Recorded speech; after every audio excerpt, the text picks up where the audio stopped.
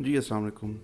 HTML की programming start करने से पहले हमें कुछ टूल्स हैं जो कि अपने सिस्टम में चाहिए होते हैं, जिनकी मदद से हम कोड कर सकें, जिनको एक ज़ुबान में IDE भी कहा जाता है, जिनका मकसद ये होता है कि आप जो भी कोड लिखें अपने सिस्टम पे, अपने लैपटॉप पे, अपने कंप्यूटर पे, तो वो उनको सेव कर पाएँ, फाइल्स को एडिट कर सकें, डिलीट कर पाएँ। मेरे केस में मैं जो यूज़ करता हूँ ज़्यादातर वो है विजुअल स्टूडियो कोड। आप में से काफ़ी ज़्यादा लोग इसको जानते होंगे। अदरवाइज़ और भी बहुत सारे हैं। अगर आप सिर्फ ऑनलाइन जाकर गूगल के ऊपर लिखते हैं IDE फॉर HTML, तो आपको बेइंतहा ऐसे एडिटर्स मिलेंगे, जिसमें PHP Storm भी है, इसके अंदर ये रैपिड PHP, एडोब ड्रीमवीवर जो कि बहुत पुराना वर्जन है, एटम है, और जो सबसे ज़्यादा इस्तेमाल होने वाला है वो है विजुअल कोड स्टूडियो, और इसके साथ फिर है सबलाइम। तो मेरे पास दोनों हैं, मैं सबलाइम भी यूज़ करता हूँ। सबलाइम हम ज़्यादा इस्तेमाल करते हैं CSS को लिखने के लिए, और विजुअल कोड स्टूडियो हम लिखते हैं अपना HTML लिखने के लिए। तो हम यहाँ पर अब देख लेते हैं कि विजुअल कोड स्टूडियो हमने डाउनलोड कैसे करना है। तो सिंपली आप यहाँ पे लिखें VS कोड, और इसके बाद इसको लिख लें डाउनलोड। तो आप देख सकते हैं ये वेबसाइट ओपन हो चुकी है विजुअल कोड स्टूडियो की। इसको ओपन करने के बाद यहाँ पे आ जाएं, और यहाँ पे आके आप देख सकते हैं ऑप्शन है। अब जो भी सिस्टम आप यूज़ कर रहे हैं, चाहे वो मैक है, चाहे वो विंडोज़ है या लिनक्स है, जो भी है उसके हिसाब से आप जो आपका सिस्टम है उसके बेस के ऊपर आप अपना विजुअल कोड स्टूडियो डाउनलोड कर लें। डाउनलोड करने के बाद आप उसको सिस्टम में इंस्टॉल कर लें। इसी तरह से सबलाइम जो है वो भी आप इंस्टॉल कर लें। इंस्टॉल करने के बाद आप उसको ओपन कर सकते हैं। ओपन करने के बाद ये इस तरह से आपके पास ये चल जाता है। अब हम बढ़ते हैं अपनी कोडिंग की तरफ, जहाँ पर हमने सबसे पहले एक फ़ोल्डर बनाना है अपने डेस्कटॉप के ऊपर। अभी हम सिर्फ HTML में काम करेंगे, अगले वीडियो में हम CSS के ऊपर बात करेंगे। अब यहाँ पे हमने एक फ़ोल्डर बनाना है, और इस फोल्डर का हम कोई भी नाम लिख देते हैं। लेट्स से हम लिखते हैं वेबसाइट, और इसको हम यहाँ पे रख देते हैं। अब हम आते हैं अपने विजुअल कोड के अंदर, और यहाँ ऊपर आपने फाइल से देखना है, और यहाँ पे आपने प्रोजेक्ट को ओपन करना है। तो यहाँ से हम ओपन फोल्डर के ऑप्शन पे क्लिक करके डेस्कटॉप पर आ जाते हैं, और यहाँ पे हमने वेबसाइट को सिलेक्ट कर लिया। सिलेक्ट करने के बाद हमारे पास ये रिफ़्रेश होगा एक बार, और दोबारा ये ओपन हो जाएगा। यहाँ पे आप इसको ट्रस्ट पे क्लिक कर दें कि आप इस फोल्डर पे ट्रस्ट करते हैं। अब हमारे पास ये फोल्डर यहाँ पे ओपन हो चुका है। यहाँ पे क्लिक करें, और यहाँ पे न्यू फाइल पे क्लिक करने के बाद यहाँ पे लिखें index.html, और इस तरह हमारे पास यहाँ पे राइट साइड के ऊपर हमारे पास जो एडिटर है वो ओपन हो चुका है, जहाँ पे हमने कोडिंग लिखनी है, और ये हमारी फ़ाइल है। अब हम जाके देखते हैं फोल्डर के अंदर, तो हमें नज़र आएगा index.html की फ़ाइल हमारे सिस्टम के अंदर बन चुकी हुई है। इसको अगर आप डबल क्लिक करेंगे तो ये आपका ब्राउज़र ओपन कर देगा इस तरह से। अब इसके अंदर हम कोई भी कोड करेंगे और इसको हम रिफ़्रेश करेंगे, तो हमारा जितना भी HTML का कोड है या जो भी हम एलिमेंट वहाँ पे डिज़ाइन करेंगे, डेवलप करेंगे, वो सारे इस पेज के अंदर हमें शो हो जाएंगे। फिर उनको आगे हम CSS से, जावास्क्रिप्ट से एनिमेट भी करेंगे, उनके अंदर कलर्स, लेआउट, डिज़ाइनिंग, वो सब चीज़ें करेंगे। बस सबसे पहले HTML की जो कोडिंग है, जो HTML के एलिमेंट्स हैं, उनको सीखना बहुत ज़रूरी है। तो अब हम लिखते हैं अपना HTML। यहाँ पे आ जाएं वापस अपने कोड एडिटर के ऊपर, और यहाँ पे HTML में जो सबसे पहले जो लाइन हमने लिखनी होती है ना, वो होती है इस तरह से, ब्रैकेट दिया आपने, और आपने इंक्लिमिनेशन मार्क दिया, और आपने लिखना होता है डॉक टाइप। डॉक टाइप के बाद आपने लिखना होता है HTML, और आगे आपने इसको क्लोज कर देना है इस तरह से। ये आप देख सकते हैं, ये यहाँ पे मैंने इसको ओपन किया, फिर इंक्लिमिनेशन और ये वाला आइकन दिया, और इंक्लिमेशन वाला, और उसके बाद डॉक टाइप, और फिर उसके बाद HTML लिखा, और फिर मैंने इसको बंद कर दिया। ये हम लिखते हैं सबसे पहले इसलिए ताकि हमारा जो ब्राउज़र है जहाँ पे ये फ़ाइल रन होनी होती है, इस ब्राउज़र को हम बता सकें कि हमारे पास जो कोड हम लिख रहे हैं वो HTML के कौन से वर्जन का है। लेट्स से कि मैं अगर यहाँ पे ब्राउज़र के ऊपर कंट्रोल और U प्रेस करूँ, तो आप देख सकते हैं ये मेरा कोड यहाँ पे आपको नज़र आ रहा है, जो कोड मैंने यहाँ पे लिखा हुआ है। तो जितना भी हम कोड लिखते हैं वो ब्राउज़र में एग्जीक्यूट होता है। ब्राउज़र उस सारे कोड को रीड करता है, और रीड करने के बाद उसको रेंडर करता है। रेंडर करने के बाद हमें वो सारा एलिमेंट्स यहाँ पे शो हो जाते हैं। अच्छा, इसी के साथ हमने जितना भी अपना कोड लिखना है, उस कोड के साथ हम कमेंटिंग भी कर सकते हैं। जैसे कि मैं यहाँ पे नीचे आकर के अगेन ये इस तरह से इंक्लिमिनेशन पर दूंगा, और डबल डैश देखिए मैंने इसको। अब इसके अंदर मैंने जितना कुछ भी लिखना है ना, जैसे कि कोई भी मैंने कोड के ऊपर कोई कमेंट लिखना है किसी भी तरह का, ये हमारे ब्राउज़र में जो कमेंट्स हैं ये एग्जीक्यूट नहीं होते, हमारा ब्राउज़र इसको रीड नहीं करता ना इसको वो रेंडर करता है। तो लेट्स से कि मैं अपने किसी भी एक कोड के ऊपर लिख लेता हूँ कि जी this is my testing code, और मैं इसको सेव करता हूँ, तो अगेन ये भी ब्राउज़र के अंदर रेंडर नहीं होगा। बेशक यहाँ पे ये आ जाएगा, कंट्रोल यू जो हमने किया था कोड देखने के लिए, इसको जब हम रिफ़्रेश करेंगे यहाँ पे कुछ भी नहीं आएगा। बट हम कोई भी जब लफ्ज़ लिखेंगे, लेट्स से मैं लिखता हूँ कासिम और यहाँ पे आता हूँ, इसको रिफ़्रेश करता हूँ, तो आप देख सकते हैं यहाँ पे ये कासिम आ चुका हुआ है। बट ये कोड एग्जीक्यूट नहीं होगा ब्राउज़र में, ये भी ब्राउज़र के अंदर रेंडर नहीं होगा। ब्राउज़र को ये बताने के लिए, ये भी ब्राउज़र को बताने के लिए कि इसके अंदर जो कोड हमने लिखा है वो तमाम का तमाम कोड हमारा कमेंट है, वो हम किसी भी अपने कोड के ऊपर लिख सकते हैं मज़ीद उस कोड को समझने के लिए। तो अब हम इसको भी डिलीट कर देते हैं, आगे बढ़ते हैं। अब सबसे पहले जो हमने डॉक टाइप के बाद लिखना होता है वो होता है आपका HTML, और इसके अंदर आपने लिखना होता है लैंग। अगर आप लैंग नहीं भी लिखते तो कोई मसला नहीं, अगेन ये भी ब्राउज़र को बताने के लिए है कि इसके अंदर जो लैंग्वेज आप इस्तेमाल करने वाले हैं वो कौन सी लैंग्वेज होगी, इंग्लिश होगी। ये प्रोग्रामिंग लैंग्वेज की बात नहीं कर रहा, जो ज़ुबान है हमारी, ताकि ब्राउज़र उसको अच्छे से रेंडर कर सके।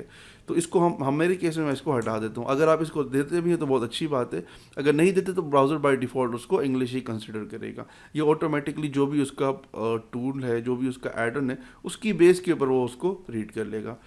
इसके बाद हमें एक और टैग देना होता है। अच्छा, ये याद रखिएगा, डॉक टाइप के अलावा जितना भी हमारा कोड इसके अंदर हमने लिखना है वो तमाम का तमाम सारा कोड हमारा हमेशा इस तरह से ओपन होगा, और फिर एक स्लैश के साथ हमने सेम कोड को, सेम एट्रीब्यूट, सेम टैग को क्लोज करना होता है। ये बहुत ज़रूरी है, इसको ओपनिंग और क्लोजिंग कहते हैं।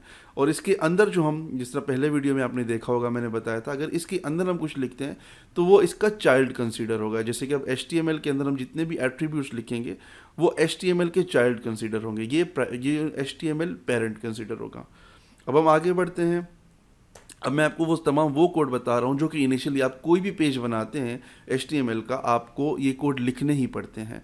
अब हम यहाँ पे आ जाते हैं, और इसके बाद हमने लिखना होता है हेड।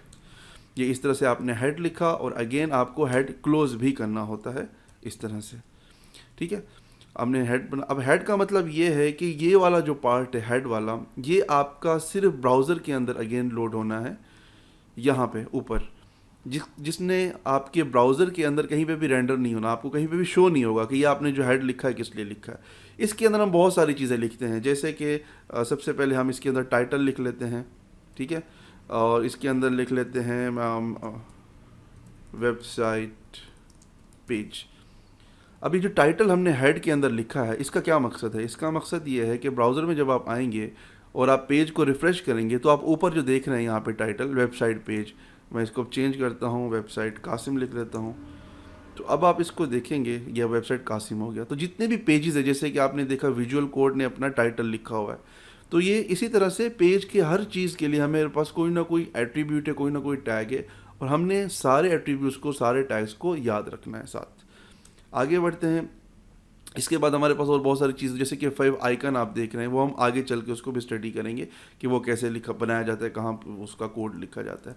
इसके बाद और बहुत सारी चीज़ होती हैं हमारी, जैसे CSS फाइल्स हैं, हमने अपने इस पेज के अंदर एक और फाइल को कनेक्ट करना है, इंटीग्रेट करना है, और वहाँ से हमने एक और मज़ीद कोड लिखना है CSS का, जिसकी बेस के ऊपर हमारी वेबसाइट का डिज़ाइन लोड होगा। या फिर हमने स्क्रिप्टिंग लिखनी है, जैसे कि मैं आपको यहाँ पे बताता हूँ, ये मैंने स्क्रिप्ट लिखा, और इसके अंदर हम लिखते हैं सोर्स SRC, और इसको हम क्लोज करके इस तरह से इसके अंदर हम कोई भी फाइल लिखते हैं, जैसे कि app.javascript.js, ठीक है। अब ये app.js मुझे इस प्रोजेक्ट के अंदर ये फ़ाइल रखनी होती है, और वो फाइल इस पेज के अंदर इंक्लूड हो जाती है जब भी हमारी वेबसाइट रन होती है।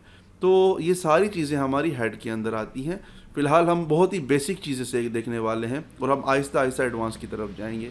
अब हम आ जाते हैं नेक्स्ट थोड़ा सा और आगे, बॉडी की तरफ। हेड के अंदर हमने अपनी जो ज़रूरत की चीज़ें थी वो हमने दे दी। अब हम आ जाते हैं बॉडी की तरफ। बॉडी के अंदर हमने लिखना होता है इस तरह से, अपने एंगल दिया, एंगल देने के बाद आपने लिखा बॉडी, और फिर आपने इसको बंद कर दिया। अब आप यहाँ पे आ जाए। अब इसके अंदर आपका बॉडी के अंदर जितना भी आपने कंटेंट लिखना है अपने पेज का, जो रेंडर होने वाला है, वो आपने यहाँ पे लिखना है। जैसे कि मुझे इसने ऑटोमेटिकली बता दिया, हमने लिखना है सबसे पहले, फॉर एग्जांपल हमने H1 का टैग लगाया। H1 का मतलब है हेडिंग। 6 किस्म की हेडिंग्स होती हैं, 1 से लेके 6 तक। हम ये सारी टेस्ट कर लेते हैं, बल्कि बहुत ज़्यादा हो जाएगा, हम सिर्फ 1 से लेके 6 तक लिख लेते हैं। तो आप देख सकते हैं यहाँ पे मैंने किस तरह से लिखा है। यहाँ पे मैंने H1 का टैग लगाया, अपना जो भी मुझे डाटा लिखना था, जो पैराग्राफ मुझे लिखना था, राइटिंग करनी थी, वो मैंने किया, उसको मैंने बंद कर दिया। फिर मैंने H6 का भी लगा दिया इधर, और H6 को भी मैंने क्लोज कर दिया। अब हम देखते हैं इससे होता क्या है। तो आप ये देख सकते हैं, ये ऊपर जो आपको शो हो रहा है, ये इतना बड़ा शो हो रहा है, सेम टेक्स्ट बिल्कुल छोटा शो हो रहा है नीचे। इसका मकसद ये है कि हमारे सिस्टम के अंदर 6 किस्म की हेडिंग्स होती हैं, 1 से लेके 6 तक। हमने अगर कोई भी ऐसा पैराग्राफ लिखना है जो कि बड़ा है, जो कि बहुत ज़रूरी है, और उसको हम हाईलाइट करना चाहते हैं, तो हम हेडिंग के थ्रू उसको लिख सकते हैं। ये साथ साथ आप प्रैक्टिस करते जाएं अपने साथ, ठीक है। अब हम आ जाते हैं, पेज रिफ्रेश करते हैं, तो आप देखें ये H1, फिर H2, H3, H4, H5, H6, ये 6 हेडिंग्स हैं हमारी। फिर इसके बाद अमूमी तौर पे जो आपने अल्फाज देखे होंगे लिखे जाते हैं वेबसाइट्स के अंदर, जैसे कि मैं आपको ये विजुअल इसकी दिखा देता हूँ। जैसे कि यहाँ पे ये हेडिंग लिखी हुई है, और नीचे जो है ये पैराग्राफ है। पैराग्राफ का जो टैग होता है, जो एट्रीब्यूट होता है, वो होता है P। हमने P लिखना है, और P को ओपन और क्लोज करना है, और इसके बाद हम यहाँ पे आ गए। यहाँ पे आने के बाद हमने इसके अंदर लिख दिया माई पैरा फॉर एग्जांपल, और यहाँ पे आके हम इसको ओपन करके करते हैं, तो आप देख सकते हैं ये पैराग्राफ हमारा आ गया, ठीक है। इसी तरह से हमारे पास और बहुत सारे टैग्स हैं जो कि रिलेट करते हैं, बट हम स्टेप बाय स्टेप सबकी तरफ चलेंगे। आगे हमारे पास फॉर्म्स हैं, हमारे पास और बहुत सारी चीज़ें हैं। तो ये तो हमारा सिंपल सा टैग्स हो गया और HTML का। और इसके बाद हम आगे जो चीज़ें देखने वाले हैं वो है फॉर्म्स। फॉर्म्स के बहुत सारे एलिमेंट्स होते हैं, अब हम वो देखते हैं। अब हम बात कर लेते हैं फॉर्म्स की। ये वाला कोड मैं रिमूव कर देता हूँ, याद रहे सिर्फ बॉडी के अंदर जो कोड है वो आपने रिमूव करना है। अब यहाँ पे हम H1 का टैग लिख के इसके साथ हम लिखते हैं फॉर्म्स, ठीक है। और मैं बताता भी हूँ कि फॉर्म्स क्या काम करते हैं। ये मैं आ गया यहाँ पे, इसको हम रिफ़्रेश करेंगे तो यहाँ पे आ गया फॉर्म्स। वेब पेज के अंदर अक्सर आपने देखा होगा बटन्स होते हैं, जैसे कि यहाँ पे आपको ये शो हो रहा है। फिर उसके बाद ये इनपुट है जहाँ पे आप कुछ टाइप कर सकते हैं, ठीक है। फॉर्म्स में सिलेक्ट बॉक्स होते हैं, आप सिलेक्शंस कर सकते हैं, और ये बहुत ज़्यादा रोल प्ले करते हैं जब आपने कोई डाटा एंट्री करनी होती है, जब आपने कोई सबमिशन फॉर्म बनाना होता है, जब आपने यूज़र से कोई ना कोई इन्फॉर्मेशन लेनी होती है, तो इसके लिए आप फॉर्म्स इस्तेमाल करते हैं। नॉर्मली अगर आपने कोई फॉर्म सबमिट करना है, उसके लिए जो कोड इस्तेमाल होता है वो मैं आपको बता देता हूँ। जैसे कि हम लिखते हैं फॉर्म, और उस फॉर्म के अंदर हम अपना जो एक्शन है वो डिफ़ाइन करते हैं इस तरह से। और फिर उसके बाद लेट्स से कि हम लिखते हैं जी, एक्शन के अंदर हम लिखते हैं एक फ़ाइल है index.php। हमारा जो डाटा है, हमने PHP की फ़ाइल को पास करना है, और इसके अंदर हम अपना जो भी कोड है वो लिखते हैं। लेट्स से कि हम लिखते हैं इनपुट। इस तरह से हमने ब्रैकेट देनी होती है, इनपुट लिखना है, और फिर इस इनपुट के आगे टाइप, जो भी इस फॉर्म इस इनपुट का टाइप है वो आपने लिखना है। और फिर उसके बाद आपने इसको जो वैल्यू अगर आप प्री डिफ़ाइन देना चाहते हैं तो वो आप डिफ़ाइन कर सकते हैं कि बाय डिफ़ॉल्ट इसके अंदर, इस इनपुट के अंदर क्या वैल्यू आना चाहिए। अगर आप कोई प्लेस होल्डर देना चाहते हैं, लेट्स से हम एक कॉन्टैक्ट फॉर्म बना रहे हैं ना, तो हम यहाँ पे लिखते हैं प्लेस होल्डर, और इसके अंदर हम लिख देते हैं नेम, ठीक है। और अब हम इसको यहाँ पे देख लेते हैं, इधर रिफ्रेश करते हैं, तो अब देखते हैं यहाँ पे ये हमारे पास ये एक आ गया, और इसके अंदर आप जो देख रहे हैं नेम जो लिखा हुआ है, ये प्लेस होल्डर है। हम जैसे ही टाइप करेंगे वो गायब हो जाएगा, ठीक है, ताकि हम यूज़र को बता सके कि उसने क्या इन्फॉर्मेशन है जो उसने यहाँ पे देनी है हमें। अब हम यहाँ पे आ जाते हैं वापस, और इधर हम एक और सेम, इसको हम शिफ्ट आल्ट और एरो डाउन जब जैसे क्लिक करेंगे तो सेम ऊपर वाला कोड नीचे कॉपी होके आ जाएगा, हमें बार बार कोड नहीं लिखना पड़ेगा। इसके अंदर हम यहाँ पे लिख लेते हैं ईमेल, और इसको हम जो टाइप है वो हम कर देंगे ईमेल, ठीक है। अच्छा, याद रहे ये जो इनपुट है मैंने बताया था, अगर बाय डिफ़ॉल्ट कोई वैल्यू देनी है, तो अगर मैं वैल्यू में यहाँ पे कासिम लिख दूँ, तो आप यहाँ पे इसे जैसे रिफ़्रेश करेंगे तो बाय डिफ़ॉल्ट यहाँ पे कासिम लिखा हुआ आएगा। तो ये किसी किसी केस में ये चीज़ की ज़रूरत होती है कि जैसे ही वेबसाइट लोड हो, आप बाय डिफ़ॉल्ट कोई वैल्यू पास करना चाहते हैं। अगर आपने पास नहीं करनी तो इसको आप खाली रहने दें, ठीक है। अच्छा, ईमेल आ गई। इसके बाद हमें एक बड़ा सा हमें मतलब एक ऑप्शन चाहिए जहाँ पे हम काफ़ी ज़्यादा पैराग्राफ लिख सकें। ये तो बहुत छोटे हैं ना, तो उसके लिए हम जो यूज़ करते हैं वो टेक्स्ट एरिया, और अगेन हम फॉर्म के जो हमारा पेरेंट है उसका हम चाइल्ड बनाएंगे और इसके अंदर हम लिखेंगे टेक्स्ट एरिया इस तरह से। और विजुअल कोड इस्तेमाल करने का यही फ़ायदा है कि यहाँ पे आप थोड़ा सा कोड लिखते हैं, बाकी ऑटो कम्प्लीटली आपको दे देता है, अदरवाइज़ ये सारी चीज़ें आपको मैनुअल लिखनी पड़ती हैं।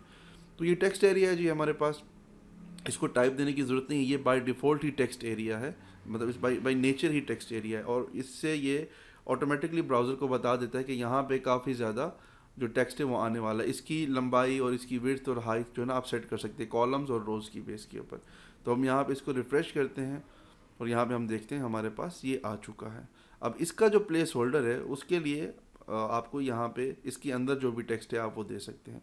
जैसे कि आप यहाँ पे लिखते हैं टेक्स्ट, तो आप देखें इसके अंदर ये टेक्स्ट आ चुका है एज अ वैल्यू जो कि हमने लिखा था। इसको आपको वैल्यू वहाँ पे देने की ज़रूरत नहीं है। अच्छा, एक फॉर्म लिखने के लिए हमें चाहिए होता है नेम, ईमेल और टेक्स्ट एरिया। अच्छा, इनको क्योंकि ये एक साथ आ रहे हैं तो हमें थोड़ा सा HTML में जो एक पॉसिबिलिटी, अदरवाइज़ तो बहुत ज़्यादा डिज़ाइन नहीं कर सकते चीज़ों को, बट जो थोड़ा बहुत ऊपर नीचे आगे पीछे करने की पॉसिबिलिटी है वो हम कर लेते हैं।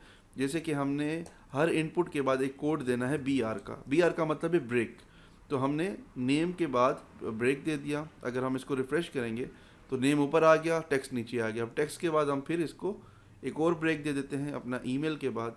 इससे ये होगा कि हमारा फॉर्म जो है ना वो जो है ना वो हॉरिजॉन्टल शेप में आ जाएगा और इस तरह से हम इसको इजीली देख पाएंगे। और इसके नीचे हम जो हमारा टेक्स्ट एरिया इसके नीचे भी BR दे देते हैं और यहाँ पे एंड में हम क्या करते हैं, हम एक सबमिट का बटन लगा देते हैं। तो हमने यहाँ पे बटन लगाया, अगेन जो हमारा HTML का फॉर्म है उसी तरह से हमने बटन को ब्रैकेट में ओपन किया और नीचे फिर उसको हमने स्लैश के साथ क्लोज कर दिया। जितने भी एट्रीब्यूट्स आप देखेंगे वो आपको इसी तरह से नज़र आएंगे, क्लोज, ओपन और क्लोज, सिवाय चंद के। जिस तरह ये इनपुट है इसको आपने क्लोज नहीं करना, ये सिर्फ ऐसे ही रहता है। जिस तरह BR का कोड है, जिस तरह ऊपर हमारे पास डॉक टाइप का कोड है, ये सारी चीज़ें बंद नहीं होती। बाकी अदरवाइज यू समझ 99% HTML के जितने भी एट्रीब्यूट्स हैं वो तमाम के तमाम क्लोज होते हैं। अब हम आ जाते हैं यहाँ पर, तो इसको हम रिफ़्रेश करते हैं तो आप देखिए नीचे हमारा बटन भी आ गया है। तो अमूमी तौर पे आपने वेबसाइट्स में देखा होगा जहाँ पे आप एक कॉन्टैक्ट फॉर्म में जाते हैं, बल्कि हम ऊपर लिख भी लेते हैं कॉन्टैक्ट फॉर्म, ठीक है।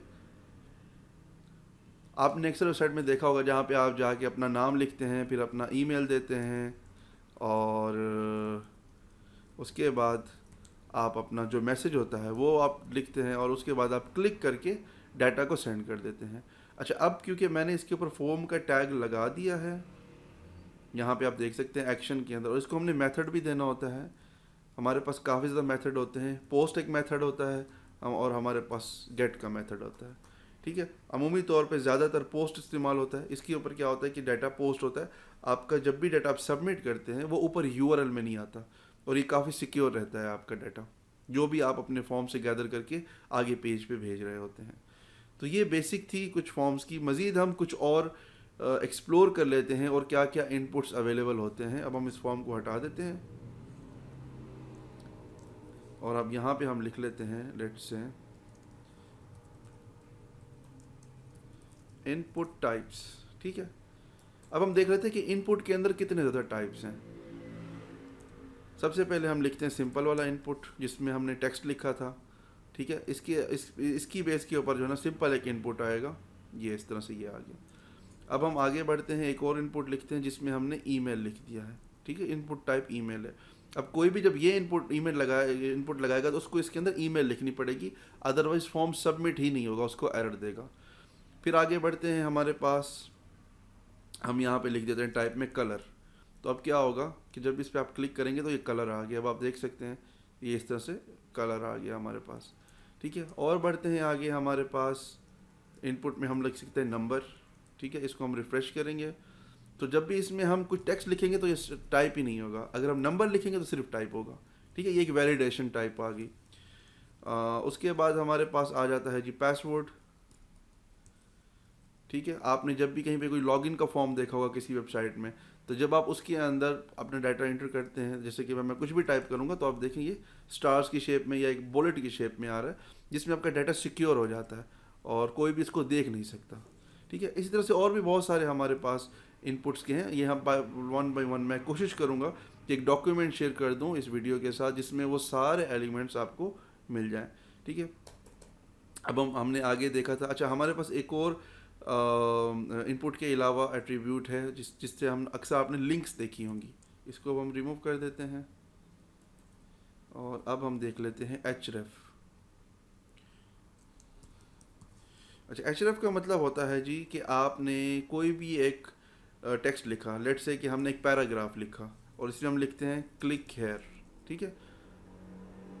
और आपने अक्सर देखा होगा जब इस पर कोई क्लिक करेगा तो कुछ भी नहीं होगा। क्लिक करने का मतलब हम अगर चाहते हैं इस पर जिसे कोई क्लिक करे तो लेट से गूगल की वेबसाइट ओपन हो जाए या कोई भी एक पेज ओपन हो जाए या हमारी वेबसाइट का जो अभी इंडेक्स के पेज पर है हम एक और पेज में चले जाएं। चले हम एक और पेज बना लेते हैं यहाँ पे और इस पेज का नाम लिख लेते हैं about.html, ठीक है। यहाँ पे अबाउट में आ गया, ये हमारा इंडेक्स है और इसको हम कॉपी करते हैं और इसको हम लिख लेते हैं होम।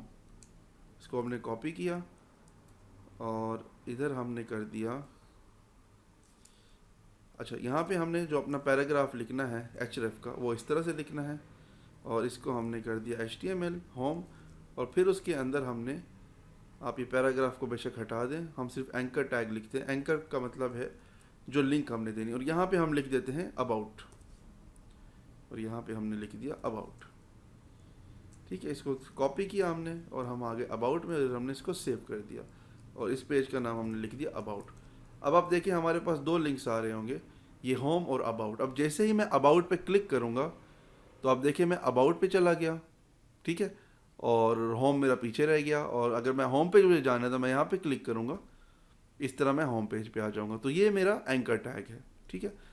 और इसी तरह से हमारे पास बहुत सारी चीज़ें हम इसके साथ कर सकते हैं। लेट्स से कि अगर आप ऑन क्लिक आप ये चाहते हैं जैसे आप इसके ऊपर क्लिक करें तो क्लिक करने के बाद आपका जो पेज है सेम इस पेज में ना ओपन हो, एक नया टैब ओपन हो, उसके अंदर जाके ये रिफ्लेक्ट हो जाए। तो हम क्या करेंगे, इंडेक्स पे आएंगे और यहाँ पे आके हमें करना ये होगा, हम यहाँ पे टारगेट मेंशन करेंगे और इसको आपने देना है अंडरस्कोर और यहाँ पे आप लिख दें ब्लैंक और सेम यही कोड आप कॉपी कर लें और कोड कॉपी करके नीचे दे दें। अब हम इस सबको सेव करते हैं, अबाउट पे आ जाते हैं और यहाँ पे इसमें सेव कर देते हैं। सेव करने के बाद हम यहाँ पे ऊपर लिख देते हैं अबाउट। अब आप देखिएगा जैसे हम इस पर क्लिक करेंगे अबाउट पे तो ये एक न्यू पेज ओपन हो गया और न्यू पेज के अंदर ये चीज़ें आ गई। अब हम चाहें तो इधर एक और पेज भी दे सकते हैं, लेट से कि हम कहते हैं इसकी क्लिक करने के ऊपर जैसे कि एक्सटर्नल पेजेस होते हैं वो ओपन हो जाए। यहाँ पे हम लिखते हैं गूगल। तो अब हमारे पास यहाँ पे गूगल आ गया। अब जैसे हम यहाँ पे क्लिक करेंगे तो आप देख सकते हैं ये लोडिंग हो रही है और लोडिंग के बाद ये गूगल का पेज हमारे पास ओपन हो गया, ठीक है जी। ये इस तरह से हमारे पास काफ़ी लिंक्स बन सकते हैं, हम अपने लिंक्स बना सकते हैं। अब हम आ जाते हैं जी आगे इमेजेस की तरफ। यहाँ पे हम लिखते हैं इमेजेस और अब अगर हमें अपने इस पेज के अंदर कोई ना कोई इमेज देनी है, जैसे कि आप देख रहे हैं इन्होंने ये इमेजेस दी हुई हैं। लेट से हम ये एप्पल का लोगो है इसको हम लेट से एक और ओपन कर लेते हैं एप्पल इमेज, ठीक है, ओरिजिनल वाला एप्पल आ गया। तो आपके पास अब कोई भी इमेज है आप अपनी वेबसाइट पे उसको लोड कराना चाहते हैं तो अब हमने इसको सेव किया इस इमेज को हमारे डेस्कटॉप के ऊपर वेबसाइट के अंदर, ठीक है। यहाँ पे हमने एक फ़ोल्डर बनाना है, उस फोल्डर का नाम लिखना है एसेट्स। वैसे आप रूट पे भी रख सकते हैं, रूट मतलब मेन फोल्डर पे भी, बट एक स्ट्रक्चर होना बहुत ज़रूरी है। और एक और फोल्डर बनाते हैं उसका नाम लिखते हैं IMG मतलब कि इमेज और यहाँ पे हम लिख देते हैं जी एप्पल, ठीक है। अब हमारे पास ये एप्पल की इमेज लोकल सिस्टम पे आ चुकी है। हम अब क्या करेंगे, यहाँ पे हम अगेन लिखेंगे इमेज का टैग और इस तरह से आपने इसको ओपन करना है। और अगेन इमेज का जो एट्रीब्यूट जो टैग है उसको क्लोजिंग की ज़रूरत नहीं होती, ठीक है। अच्छा, इसमें हमने सबसे पहले लिखना है इमेज का टैग ओपन करना है और फिर उसको हमने लिखना है SRC जिसका मतलब है सोर्स, और सोर्स के अंदर हमने क्या लिखना है एसेट्स /img/apple.jpg और ये जो alt है इसके अंदर आपने लिख लेना है एप्पल, जो भी इमेज का नाम है। ये तब रेंडर होता है जब आपकी इमेज नहीं होती तो ये टेक्स्ट शो होता है। अब हम इसको रिफ्रेश करते हैं तो अब देखिए हमारा जो एप्पल है वो आ गया बड़ा बेहतरीन। अब लेट से आपने इमेज का पाथ गलत दे दिया था, उसको इमेज नहीं मिली, तो अब क्या करेगा वो जो नाम आपको यहाँ पे शो हो रहा है एप्पल, वो इसकी बेस के ऊपर शो हो रहा है। ठीक है। अच्छा, इमेज के बहुत सारी चीज़ें हम इसके साथ कर सकते हैं। हमें इमेज की हाइट देनी है, विड्थ देनी है, वो सारी चीज़ें हम HTML पे दे सकते हैं। CSS में भी नो डाउट हम उसको कर सकते हैं, इमेजेस को हाइट देना, विड्थ देना, छोटा बड़ा करना। अब लेट्स से कि हम यहाँ पे लिखते हैं विड्थ, हम इसकी डिफाइन करते हैं 200। अब हम यहाँ पे आते हैं, वापस इसको रिफ्रेश करते हैं, तो आई थिंक इसके ऊपर अप्लाई नहीं हुआ, बट अब ट्राई करते हैं। अब आप देख सकते हैं कि कितना 20 पिक्सल पे चला गया। इसी तरह से हम जितना इसको बड़ा करना चाहे हम कर सकते हैं। हम चाहे यहाँ पे अपना हाइट सेट कर सकते हैं, ठीक है ना। हमें हाइट लेट से 500 चाहिए और विड्थ हमें सिर्फ 10 चाहिए, तो ये इस तरह से स्ट्रेच हो जाएगी। तो जो भी आप उसको साइज सेट करना चाहें इमेज का, आप यहाँ पे इजीली कर सकते हैं। ठीक है जी, ये हमारा इमेजेस का टैग हो गया HTML के। बहुत ही आसान है, आप लोग देख सकते हैं, कोई इतना मुश्किल नहीं, कोई इतना कॉम्प्लिकेटेड नहीं है। अच्छा, आज अब हम बात करते हैं आई फ्रेम के ऊपर। मतलब कि आप किसी भी और वेबसाइट को अपनी वेबसाइट के अंदर लोड करना चाहते हैं। और यहाँ पे हम लेट से हम चाहते हैं कि ये मेरी ही वेबसाइट है phptravels.com, इसका मैं URL कॉपी कर लेता हूँ और मैं चाहता हूँ कि ये PHP Travels यहाँ पे मेरे लोकल जो सिस्टम है, जो मैं अभी वेबसाइट बना रहा हूँ, ये वहाँ पे लोड हो जाए। तो ये एक आई फ्रेम के बेस के ऊपर हमने इसको यूज़ करना होता है। इस तरह से हमने आई फ्रेम लिखना है। अगेन ये क्लोज होता है और इसमें हमने सोर्स देना है जिस तरह हमने इमेज में दिया था, और इसको हमने अपनी वेबसाइट दे देनी है। That's it. और इसके बाद हमने इसको रिफ्रेश करेंगे। जैसे ही रिफ्रेश करेंगे आप देख सकते हैं वेबसाइट यहाँ पे लोड हो गई है, जो एक्सटर्नल कोई भी वेबसाइट हो। अब अगेन हमने इसको विड्थ सेट कर सकते हैं, ठीक है, 100 कर दें या फिर 100% कर दें। उससे ये होगा कि जो फुल ये जो है ना हमारे पास आ जाएगी। इसको रिमूव कर दें। ओके, सब ठीक है। और इसके अंदर हम 400 कर देते हैं। हाँ, ये आप देख सकते हैं अब ये काम कर रही है। इसको हम 600 कर देते हैं। तो अब आप देख सकते हैं ये एक एक्सटर्नल वेबसाइट है मेरी, जो कि यहाँ पे लोड हो रही है इसके अंदर, जिसको नहीं होना चाहिए था, क्योंकि ये तो phptravels.com एक मेरी एक्सटर्नल वेबसाइट है और इसको मैंने लोड कर लिया है अपनी इस वेबसाइट के अंदर। और इसको कहते हैं आई फ्रेम। आई फ्रेम की बेस के ऊपर आप ज़्यादातर वेबसाइट को लोड कर सकते हैं लोकली, अपने जो भी वेबसाइट बना रहे हैं उसके अंदर, किसी भी तरह की वेबसाइट को। तो अब हम बढ़ते हैं आगे। इसको हम यहाँ पे क्लोज करते हैं।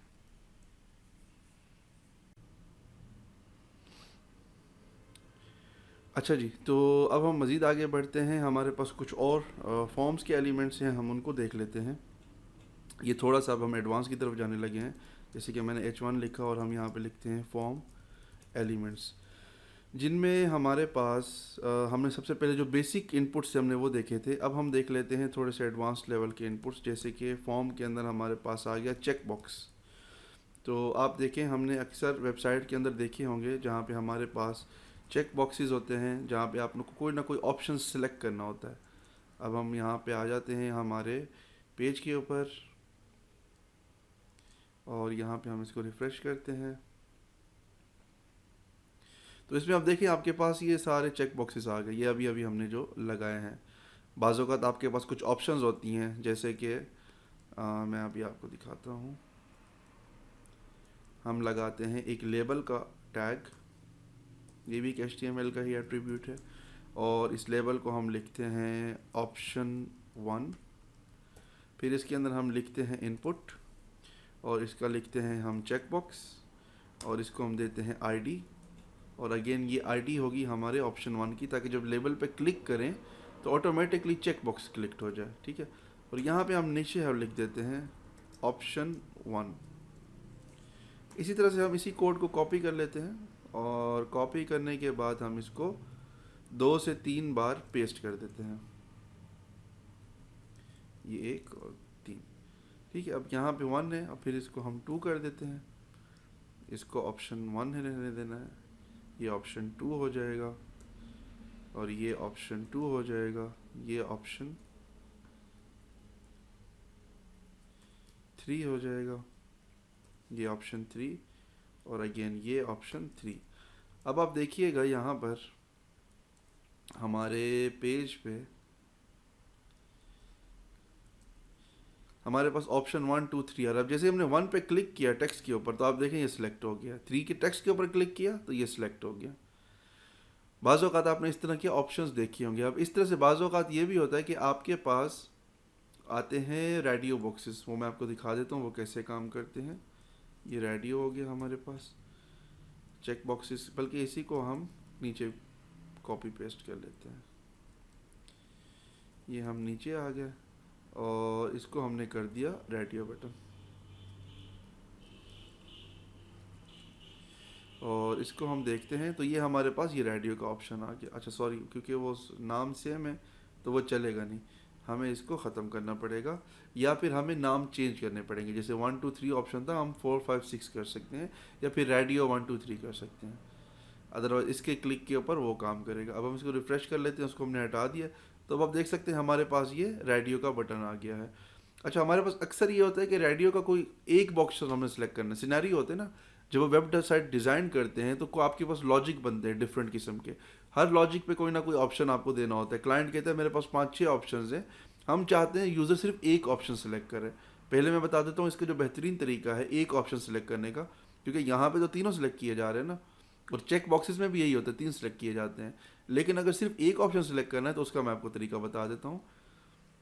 एक तो उसका तरीका जो बेहतरीन तरीका कि आप सिलेक्ट बॉक्स लगाएं। ये हमने यहाँ पे सिलेक्ट लगाया और सिलेक्ट के अंदर हमने दिए ऑप्शंस, ये इस तरह से, ठीक है ना। अब इस ऑप्शन के अंदर आपने वैल्यू देनी है। यहाँ पे आप देखते हैं जैसे कि कासिम,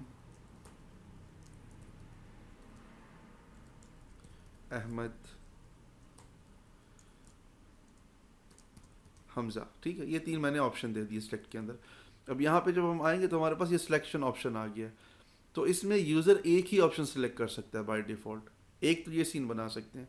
लेकिन अगर आप चाहते हैं कि यूज़र इन्हीं में से एक सिलेक्ट करे, जब भी क्लिक करे बाकी अनसेलेक्ट हो जाए, ये भी बड़ा आसान है, इतना मुश्किल नहीं है। हमें सबको वैल्यू सेम देनी पड़ेगी सिंपली, ठीक है। यहाँ पे आप आ जाएं और यहाँ पे आप वैल्यू दें और यहाँ पे आप लिख लें well for example, sorry not value, name. सबका आपने नेम सेम देना है। उस नेम में आप कोई भी चीज़ दे दें, क्योंकि ये नेम की बेस के ऊपर वैल्यू आपकी आगे जाती है। अब हम इसको रिफ़्रेश करते हैं। आई होप कि हाँ जी, ये आप देख सकते हैं। अब क्योंकि सबका जो नेम है ना वो बिल्कुल सेम है, तो इनमें से कोई एक ही सिलेक्ट हो पाएगा, सब सिलेक्ट हो ही नहीं पाएंगे, ठीक है जी। ये हमारे सिंपल से थोड़े से, और मैंने कहा एडवांस लेवल के हमारे जो ऑप्शंस है HTML के, वो भी हम साथ में देख लें। अब हम मज़ीद थोड़ा सा और काम करते हैं डाटा को शो करने के बारे में। जैसे कि हमारे पास लिस्ट व्यू है। अब अगर हमने डाटा को शो कराना है तो उसके लिए ऑब्वियसली हमें एक लिस्ट की फॉर्म में अगर हमने शो कराना है तो उसके लिए हम जो यूज़ करते हैं वो है UL का टैग। और इसके अंदर जो है ना, हम इसको एक्चुअली लिस्ट ही कहा जाता है, और इसके अंदर हम LI लिखेंगे। LI का मतलब है लिस्ट।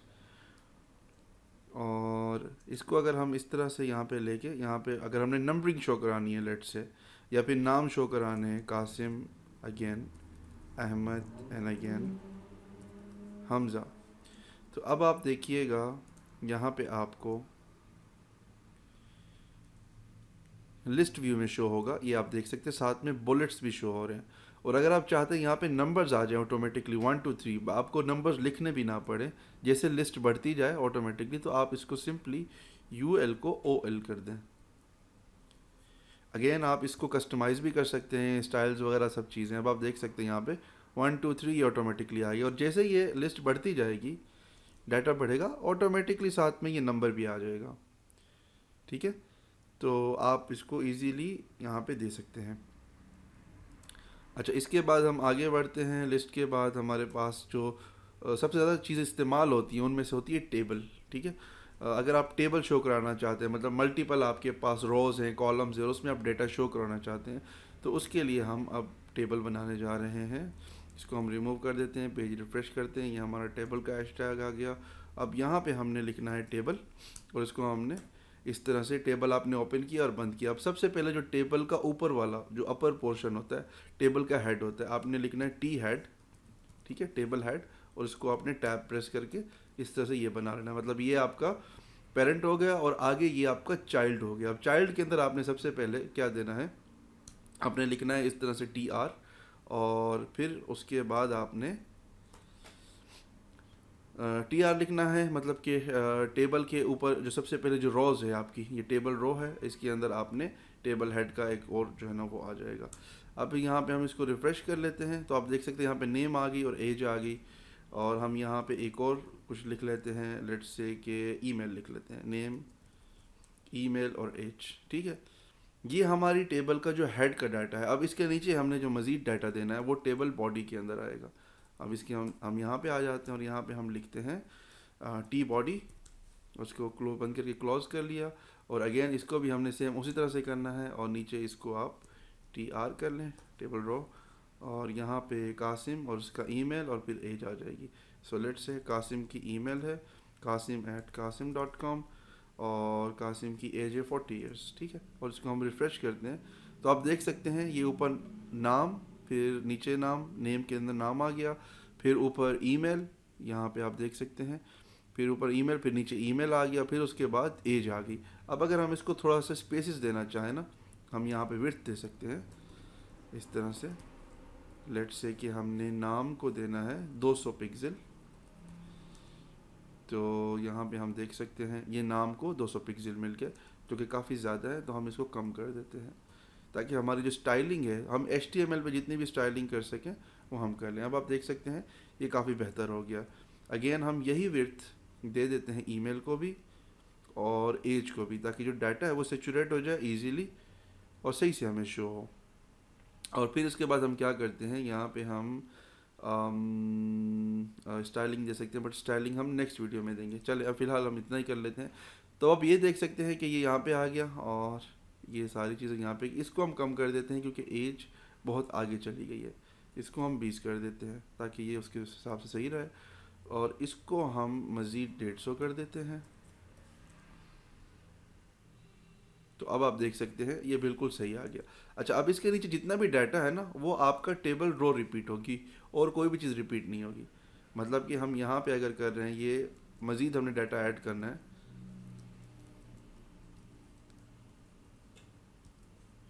ठीक है। अब यहाँ पे लेट से आता है अहमद, और यहाँ पे अहमद की ईमेल आ जाती है, यहाँ पे अहमद का ईमेल का डोमेन नेम आ जाता है, और यहाँ पे अहमद है लेट से 10 साल का, और फिर उसके बाद है जी हमज़ा, अगेन हमज़ा का ईमेल आ जाएगा, हमज़ा का डोमेन नेम आ जाएगा, और फिर हमज़ा लेट से है जी 2 साल का या 5 साल का, 25 साल का। चले इसको रिफ़्रेश करेंगे तो आप देख सकते हैं ये हमारे पास जो टेबल है उसके नीचे बेहतरीन किस्म का डाटा आ गया है।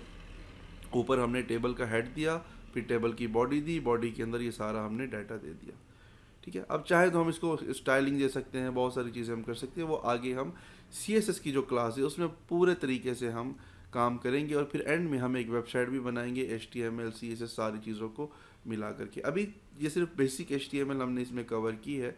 अगर आप HTML को बहुत अच्छे से प्रैक्टिस करना चाहते हैं तो मैं हाईली रिकमेंड करूँगा कि आप W3 स्कूल्स पे जाएं, या आप सिंपली लिखें गूगल के ऊपर W3 स्कूल्स, और यहाँ पर आकर के आप इसकी वेबसाइट पे आ जाएं मेन पर, और यहाँ पे ट्यूटोरियल्स में आपके पास HTML का ट्यूटोरियल है। यहाँ पे आप साइड पर देख रहे हैं सारे HTML के कोड्स हैं। सबसे पहले आपको होम पे उसका इंट्रोडक्शन आ जाता है, इंट्रोडक्शन को आप अच्छे से स्टडी कर लें। ये सब ये वही डॉक टाइप है जो मैंने आपको बताया, HTML हेड टैग्स, ये सारे पैराग्राफ, ये सारी चीज़ें आ गई। साथ में एक्सरसाइजेज भी हैं, वो भी आप कर सकते हैं। और अगेन ये एक इंट्रोडक्शन का पेज है, इसको आप स्टडी करें। फिर उसके बाद HTML के जो एलिमेंट्स हैं उनको आप स्टडी करें, क्या क्या काम करते हैं, कैसे काम करते हैं, और आहिस्ता आहिस्ता आप कोशिश करें कि आपको HTML पूरा ये ऊपर से लेके एंड तक, नीचे तक, ये सारा आप क्लियर कर लें। तो इससे आपका HTML क्लियर हो जाएगा। और फिर इसके साथ हम जब नेक्स्ट अपना CSS का कोर्स बनाएंगे वो भी आप यहाँ पे प्रैक्टिस कर सकते हैं CSS का, क्योंकि इस इनिशियल कोर्स के अंदर आपको HTML और CSS आना बहुत ज़रूरी है। फिर आगे हम Aahista Aahista JavaScript, PHP, Python, MySQL, ये सारी चीज़ों की तरफ जाएंगे। तो ये HTML का एक छोटा सा ट्यूटोरियल टाइप वीडियो था जिसमें मैंने कोशिश की कि मैक्सिमम जो मैं HTML को कवर कर सकता हूँ वो इसके अंदर मैं कवर कर लूँ। अपना बहुत ख्याल रखिएगा। अल्लाह हाफिज़। वीडियो देखें।